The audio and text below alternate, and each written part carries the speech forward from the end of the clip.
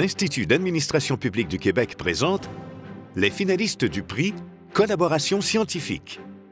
Finalistes, Centre de recherche de Montréal sur les inégalités sociales, les discriminations et les pratiques alternatives de citoyenneté et ministère de la Santé et des Services sociaux. Réalisation, démarche qualitative du deuxième portrait de l'itinérance au Québec, regard croisé et approfondissement des connaissances. L'objectif était vraiment de pallier à des notions sur l'itinérance qui sont souvent trop réduites. Souvent, on va aller vers des approches très quantitatives pour expliquer ou pour documenter le phénomène d'itinérance. Et ce projet était vraiment la démarche qualitative dans le sens qu'on voulait approfondir les connaissances pour mieux comprendre l'itinérance cachée. On avait le besoin d'aller demander aux personnes quel type de trajectoire de vie, c'était quoi les points de bascule qui les ont menés à l'itinérance. Donc là, on a réussi à mieux définir ce qui amène les personnes en situation d'itinérance et clairement, on va être en mesure de mieux prévenir suite à ça. Ça nous a permis d'élaborer le plan d'action interministériel en itinérance avec vraiment beaucoup de mesures ajustées et adaptées pour les différents besoins qu'on a identifiés à travers ce portrait-là. Ailleurs, on regarde beaucoup le volet logement, ce qui, je pense, est un bon point de départ, mais on ne regarde pas la trajectoire au complet de la personne. Donc ça, c'est une belle innovation et ça, c'est clairement exportable partout à travers le Canada et ailleurs. Finalistes, Centre intégré de santé et de services sociaux de la Montérégie-Ouest et Université de Sherbrooke. Réalisation, COVID, des services de réadaptation pour la COVID longue. L'objectif de notre projet était de sensibiliser la population à cette nouvelle problématique, d'outiller nos professionnels de la réadaptation pour qu'ils puissent avoir une approche sécuritaire et d'ouvrir une première clinique pour la COVID longue en Montérégie-Ouest.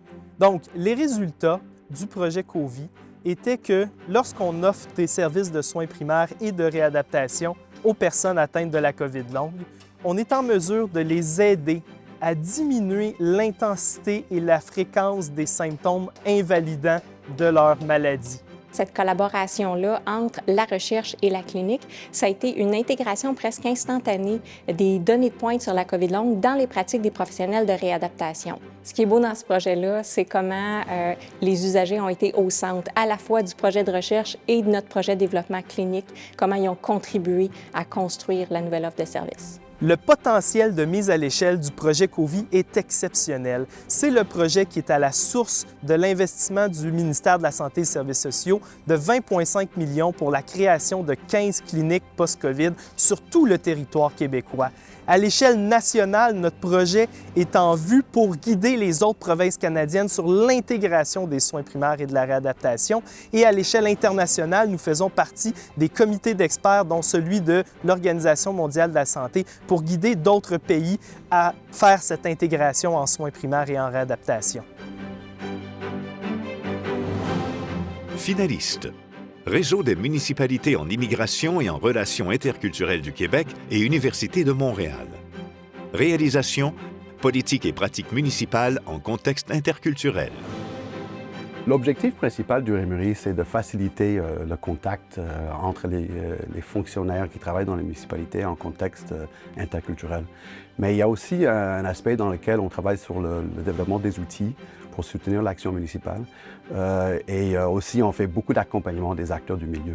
Il y a plusieurs municipalités qui font partie de ce réseau. Pour la ville de Gatineau spécifiquement, ça nous a permis de faire partie du réseau des sites interculturels du Conseil de l'Europe, de participer à la rédaction d'un livre commun sur les villes interculturelles au Québec et de s'inspirer des pratiques d'autres municipalités dans différents domaines. Le REMURI est assez déjà unique en son genre. Ce n'est pas quelque chose qu'on voit. En fait, c'est le premier, le monde universitaire et le monde municipal qui se mettent ensemble. Donc, déjà, en soi, c'est une innovation.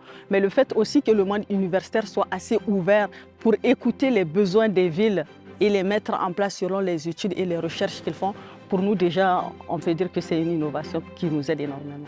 Il faut dire qu'il n'y a pas de ville interculturelle au Canada en dehors du Québec. Mais on a l'espoir qu'il y a d'autres villes au Canada qui vont commencer à s'y intéresser, comme il y a des villes interculturelles qui existent ailleurs dans le monde, en Europe et dans le monde anglophone.